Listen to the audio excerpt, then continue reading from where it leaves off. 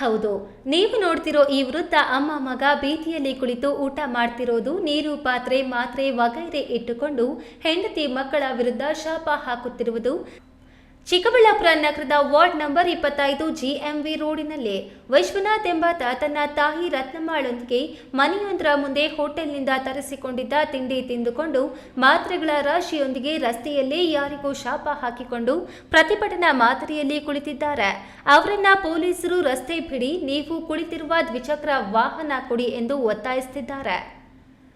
ಅಸಲಿ ವಿಷಯ ಏನಪ್ಪಾ ಅಂದ್ರೆ, ಚಿತ್ತಾರ ಸೀನಪ್ಪ ಎಂಬಾತನ ಮಗ ವಿಶ್ವನಾಥ ಎಂಬಾತ ರಾಧಿಕಾ ಎನ್ನುವವರ ಜೊತೆ ಮದುವೆಯಾಗಿ 2 ಮಕ್ಕಳಾಗಿದ್ದು, ಗಂಡ ಹೆಂಡತಿ ಮಧ್ಯೆ ವಿರಸ ಉಂಟಾಗಿ ಹೆಂಡತಿ ಮಕ್ಕಳನ್ನ ಬಿಟ್ಟು ತನ್ನ ತಾಯಿ ಮನೆಯಲ್ಲಿ ಜೀವನ ಸಾಗಿಸುತ್ತಿದ್ದಾನೆ. ವಿಶ್ವನಾಥ್ಗೆ ಇದೇ ಜಾಗದಲ್ಲಿರುವ 3 ಅಂತಸ್ತಿನ ಕಟ್ಟಡ ಇದೆ. ಇದರ ಜೊತೆಗೆ ಮುಷ್ಟೂರು ರಸ್ತೆಯಲ್ಲಿ 20 ಸೈಟು, 1 ಎಕರೆ ಜಮೀನು ಇದೆ. ಈ ಎಲ್ಲ ಆಸ್ತಿಯನ್ನ ಹೆಂಡತಿ ನ್ಯಾಯಾಲಯದ ಮೂಲಕ ಮಾಡಿಸಿಕೊಂಡು ನನಗೆ ಮೋಸ ಮಾಡಿದ್ದಾಳೆ. ಮನೆಗಳ ಬಾಡಿಗೆ ನನಗೆ ಕೊಡದೆ ಎಂಜಾಯ್ ಮಾಡ್ತಾ ಇದ್ದಾಳೆ. ನನಗೆ ಬೇಕಿರುವ ಆಸ್ತಿ ಬಾಡಿಗೆ ಕೊಡ್ತಿಲ್ಲ. ನಾನು ಬೇರೆ ಕಿಡ್ನಿ ವೈಫಲ್ಯದಿಂದ ನರಳುತ್ತಿದ್ದೇನೆ, ತೋರಿಸುತ್ತಿಲ್ಲ.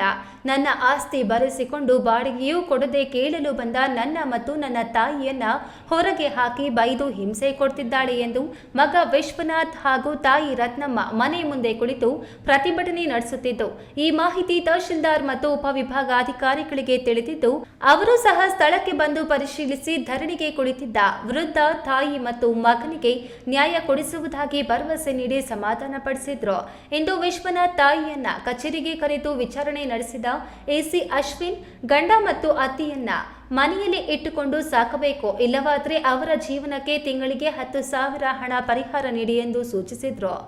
ಖಾತೆ ಇವ್ರ ಹೆಸರಿಗೆ ಬರ್ದಲೆ, ಯಾರ ಹೆಸರಿಗೆ ಇವ್ರ ಯಜಮಾನ್ ಹೆಸರಿಗೆ ಬರ್ದಲೆ ರಿಲೀಸ್ ಮಾಡಕ್ಕೆ ಆಗಲ್ಲ. ಅವರು ಖಾತೆ ಫಸ್ಟ್ ಬಂದ್ಮೇಲೆ ರಿಲೀಸ್ ಮಾಡಕ್ಕಾಗದು. ಬಟ್ ಸುಮ್ಮನೆ ರಿಲೀಸ್ ಡೇಟ್ ಅಂತ ಮಾಡಿಸ್ಕೊಂಡಿದ್ದಾರೆ ಅಷ್ಟೇ, ಇದಕ್ಕೇನಂತ ಮಾನ್ಯತೆ ಇಲ್ಲ. ಸೊ ಇವಾಗಲೂ ಅವರ ಮಾವನ ಹೆಸರಲ್ಲೇ ಆಸ್ತಿ ಇರೋದು. ಈಗ ನಾನೇನು ಹೇಳ್ತಾ ಇದ್ದೀನಿ, ಅಟ್ಲೀಸ್ಟ್ ಈಗ ಅವ್ರನ್ನ ನೀವು ಕರ್ಕೊಂಡೋಗಿ ಇಟ್ಕೋಬೇಕು.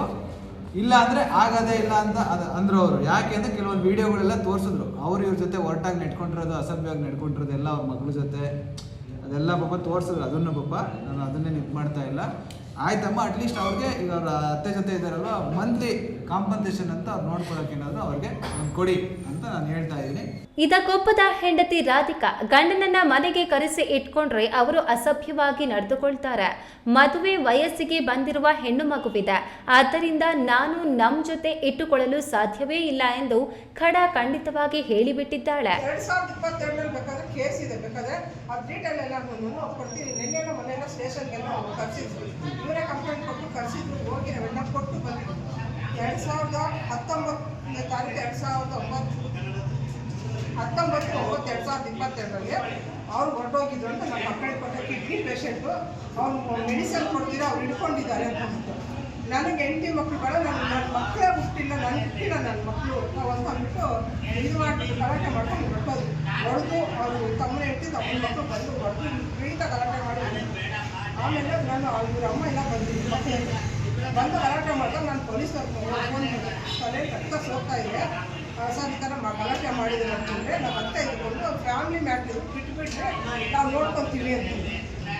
ಈ ವಯಸ್ಸಲ್ಲೆಲ್ಲ ಎಷ್ಟು ಕಾಟ ಗೊತ್ತಾ ಸರ್? ಒಂದಲ್ಲ 3 ಜನ ಸರ್ ಇರೋದು. ಬರೋ ಸಂಪಾದನೆ ಎಲ್ಲ ನಮಗೆ ಇವತ್ತಿಗೂ, ನಾನು ಮದುವೆ 31 ವರ್ಷ ಆಯ್ತು ಸರ್, ಇವತ್ತಿಗೂ ನನಗೆ ಆಗಲಿ ನನ್ನ ಮಕ್ಕಳಿಗೆ 1 ರೂಪಾಯಿ ಕೊಟ್ಟಿಲ್ಲ. ಎಲ್ಲ ತಂದೆ ತಾಯಿ ಮೇಲೆ ಡಿಪೆಂಡ್ ಆಗಿರೋದಿಲ್ಲ. ಇವತ್ತಿಗೂ ಅಷ್ಟೇ ತಂದೆ ತಾಯಿ ಮೇಲೆ ಡಿಪೆಂಡ್ ಆಗಿದೆ. Narayanaswamy, A News TV, Chikkaballapur.